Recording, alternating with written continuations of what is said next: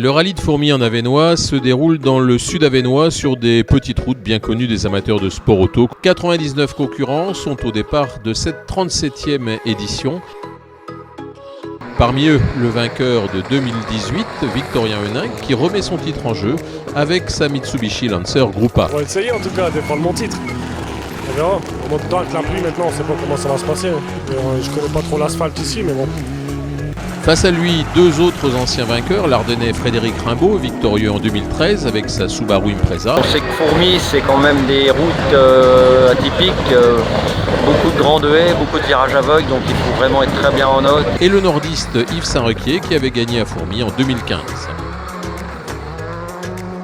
Il est sympa, moi j'ai toujours apprécié les spéciales ici, donc c'est un peu le même profil que d'habitude. Avec sa Citroën DS3 R5, le nordiste Frédéric Roussel est en progrès constant. Il fait désormais figure de sérieux outsider. Je pense qu'on est dans le bon chemin pour être avec les meilleurs. Maintenant, il faut pas brûler les étapes. Donc on va encore aujourd'hui découvrir de nouvelles conditions et on va essayer d'aller crescendo. Après plusieurs jours de canicule, la pluie est revenue sur Fourmies et c'est sous les gouttes que se déroule la première étape le samedi en fin de journée. Première surprise, Frédéric Roussel prend le meilleur départ dans les deux premières spéciales du rallye. La DS3 devance la Mitsu de Henin, la Fabia de Saint-Requier, hésitant dans ses réglages, et la Subaru de Rimbaud qui n'est pas revenue à Fourmies depuis 2013. Au second tour, à la tombée de la nuit, Saint-Requier réagit, mais Roussel reste en tête devant Henin qui a fait deux tout droit. Rimbaud termine l'étape en panne de direction assistée. Le cinquième n'est autre que Romain Dufour avec sa petite Citroën Saxo VTS sous la pluie dans la boucle de nuit. Il a réalisé un véritable festival. Dimanche matin, la pluie a cessé. Henin est deuxième à 19 secondes de Roussel et Saint-Requier troisième à 24 secondes. Il reste 70 km de chrono à parcourir. Rien n'est joué. En F2000, le groupe le plus disputé avec 21 partants dans la classe F2-14, les positions sont serrées avec 3 pilotes au coude à coude, mais la situation va évoluer d'un seul coup. Le champenois Bruno Perrin, qui avait une poignée de secondes d'avance depuis le départ avec sa 205 GTI, perd 2 minutes dans un fossé. Dans la foulée, Stéphane Terrache, dont la Clio était troisième, est victime d'une crevaison. Avec sa 306, Antoine Régnier n'en demandait pas tant. En vue de l'arrivée, il se retrouve seul en tête du groupe.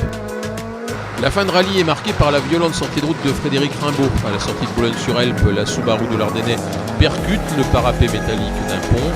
Le S7 est neutralisé, le S9 est annulé. Frédéric Roussel rentre à Fourmies en vainqueur, c'est sa première victoire. En Avesnois, il a signé ses premiers temps scratch et a mené la course pour la première fois de sa carrière de pilote. Deuxième, Victorien Henin s'incline pour 11 secondes 8.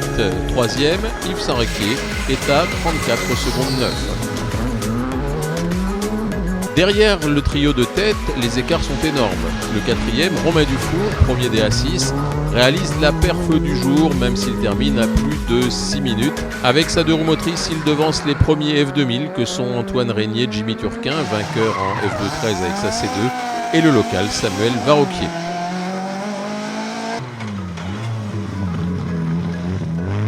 Les Clio de Brice Duménil, vainqueur en groupe N, et d'Eddie Delair, premier à 7, terminent dans le top 10. Michael Delru, qui testait sa Clio RS avant de passer le volant à son épouse, s'impose en R3.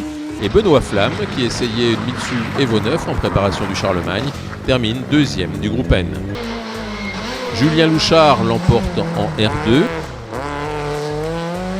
Idem pour Olivier Delattre en N2. Et Fabien Stankiewicz en F2-12. Début timide pour le rallye VHC, c'était la première édition, seulement 4 participants, dont Sylvain Foutré et sa R11 Turbo. Sans surprise, Foutré s'impose largement dans ce rallye qu'il a déjà remporté à 2 reprises en moderne, c'était en 1998 et en 2012.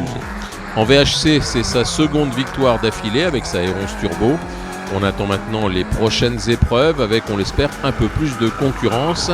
A noter que Christian Proville, de retour après 11 ans d'absence, a testé sa nouvelle Ford Escort MK2 en voiture ouvreuse en attendant de l'engager en course au rallye Charlemagne. On va attendre le stand Vic, je pense qu'on a bien roulé, on n'a pas fait le fou. Mais bon, il y avait 16 secondes, donc je pense que ça va être compliqué à remonter, mais voilà, je pense qu'il va tout faire. Donc on verra, on va attendre. Ouais, ça va, ouais. Bon, deuxième. On va fêter ça avec Fred. Hein. Ouais, voilà, ouais. Je suis content pour lui, honnêtement, il mérite. Ce week-end, il a été au-dessus de tout le monde et il mérite la victoire.